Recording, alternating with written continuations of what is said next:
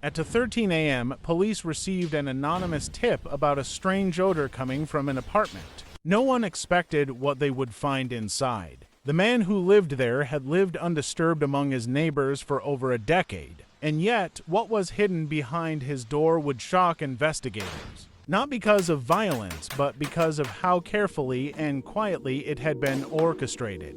This case unfolded over 3 years in a quiet European city.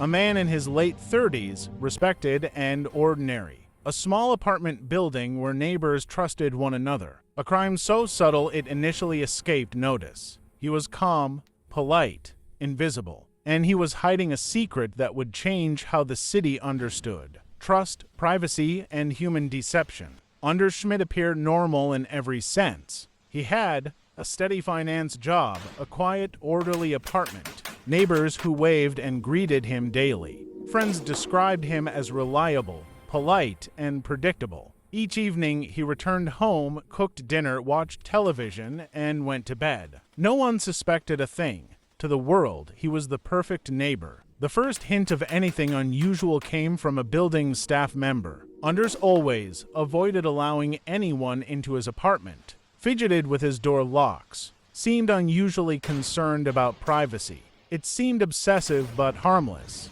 No one realized this behavior was linked to a much darker pattern of secret activity. Over the following years, small personal items began disappearing from nearby apartments. Electronics, letters, jewelry. Residents initially assumed they misplaced things. Investigators noticed the items disappeared when Anders' apartment was empty. Nothing was damaged or stolen for resale. Every object was carefully stored in his closet. It wasn't theft, it was collection, meticulous and controlled. In late 2022, a neighbor's cat wandered into Anders' apartment through an open window. It didn't come out. After days of noticing a faint odor, authorities were called. Inside the apartment, everything seemed normal at first glance, until a hidden floor compartment was discovered. Inside were several carefully preserved personal items belonging to missing residents, cataloged, labeled, and untouched. Authorities reconstructed the timeline.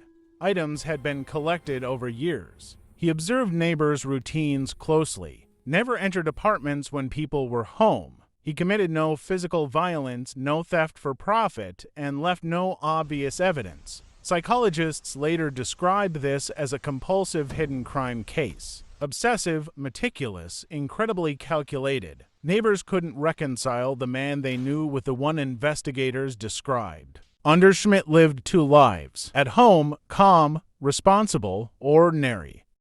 In secret, methodical collector, violating privacy, controlling possessions without detection. The psychological weight of his hidden crime left a lasting impact. Victims' trust was destroyed. Neighbors' sense of safety was shattered. The quiet nature of his acts made them far more disturbing. Anders was convicted of invasion of privacy, illegal possession of personal items, psychological harm.